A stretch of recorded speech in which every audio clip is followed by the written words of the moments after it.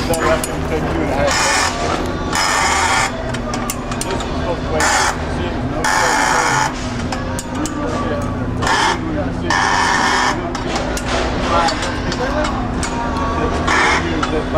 How far below grade are we right here? The grade is at the top of this wall right here. Right here. This wall, the top of this wall Right, right here. right where that Yes. rail is grade. Yes. Huh. How many of these systems have you put in? This is my first one. Wow, pretty exciting, huh? I guess. If you call, like, yeah, worrying about something night and day exciting. Holder has put in several, at least 1 or 2 generations. Yeah. But this is my first one. Now there's one in Coverdale apparently, a smaller one. It's not quite this big. Right, it gets its water, a lot of its water comes from groundwater. Oh, I see. We installed that with the Coverdale. It's 10,000 gallons. 10,000. Yeah, I thought it was a bit smaller than this. And its main usage is for the chilled water plant. Yeah. There's about 4 feet of gravel underneath Coverdale, and all that water soaks up into a perforated pipe and goes into a lift station, and then it pumps it into the cistern. It's good and clean water. They use it for makeup water for the cooling tower too. That's the main one. That's the main use. Yeah. Well, no, they pump it through the building too. But the majority of the gallons go to the chiller. That's the biggest use. Okay. So how did you learn about this? Because you do a lot of homework, trying to familiarize yourself with it? Well, it's a pretty straightforward building application. You want to collect water. Yeah.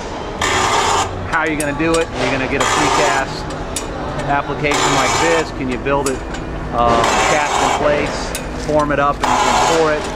So basically, all you're doing is building a watertight structure, putting the pump system attached to it so you can get the water out of it. You know, there's not a lot to learn in general about collection. People have been collecting water for a long time. Now that's one of the keys, isn't it? It has been around. Yeah. So this particular application where people are starting to save water and reuse water is fairly new, but it's been many years that you've had to control your stormwater, and you control it in different ways. Most of the time, you could build the same system out of round storm drains, connect them together, baffle them, and if you have enough area. Basically a stormwater control technique used to hold on to the water rather than control where it flows at the end of the we're day. capturing it in relatively mass quantity here. Yeah. Now, is this what happened with each of these precast elements of the cistern itself? You put them in place and Winch them together, yes. Yeah, winch them together, every one of them. Yes. And there's some sort of membrane that is impermeable between each, or what's inside? It's a mastic. It looks like a big tube of black caulk Oh, okay. that you just you fill up the joints with, and it smashes. And then these guys are caulking the exterior piece of it. Now, what kind of maintenance will we think about here? Is there any? We can cover it up, have our pipes going in, and pretty much forget about it. Occasionally, you're going to have to send a man down in there. Okay, so it is going to have some access points. There'll be 2 manholes, one on either end. Okay. Now, clean it out. What are we cleaning out? Well, you're going to have pollen and leaves and things that are on the roof that end up in there. So you don't want to let that collect for too long. Yeah. And over time, you may have to go in and patch cracks and things of that nature. Let it down to about 40. How long did this take to install? We started Tuesday about noon. Tuesday about noon. It's Friday at noon now. Yeah. It's pretty quick, Yeah. relatively speaking. Yeah, it could have gone quicker. We had some issues with transportation getting it here, and getting it down into this hole is not an easy thing. So We planned 3 days. It's going to take us 4. Where did it come from? Foley products out of their plant out of Alabama. They put it on trucks and drive it over here in pieces. Yes. And each of these pieces, they look like they're about, what, 6 or 7 feet wide? They're 12 feet by 12 feet on the inside by 72 long. But each element here.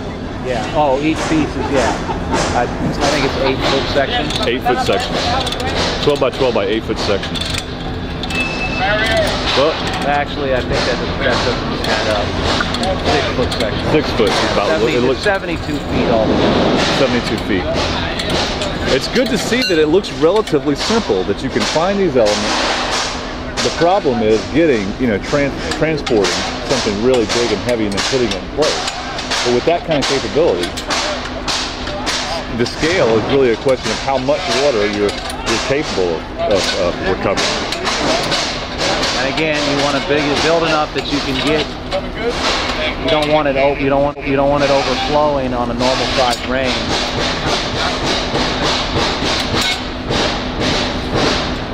You want to capture, like I said, as much rain as possible. This is sized such that a 4.5-inch rain fills it up, but you don't get that. It's a 2.5-inch rain. You're hoping you can capture it at any one time. Yeah, not overflow. So a 4.5-inch rain is something like a 50-year rain kind of thing. I wouldn't even. I imagine it'd be more than that. 100-year event or something. And so you don't want to plan. You don't want to overbuild it. Yeah, because you don't necessarily get the benefit. Right.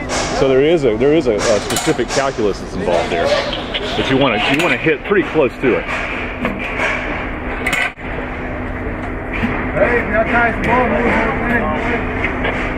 All right.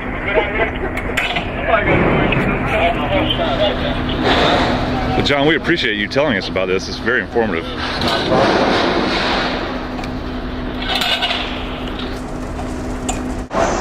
I could knock them off. No! Down! Down!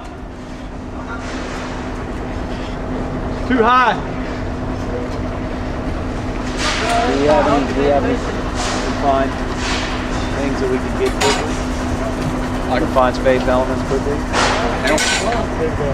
What do you need to have to go in?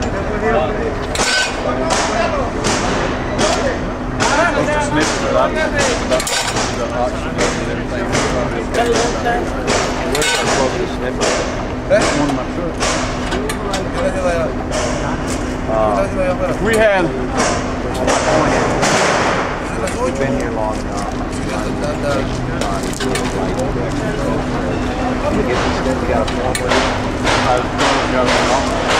I'll be followed over here. We'll get that sniffer in there, and we'll go in and take 20 minutes, right? I may can even stand on that ladder. Well, why don't you try to Pick them off with a piece of wood. The problem is you got to get into this. I'm gonna stand the ladder right there and you climb right in the hole on that one. Do that.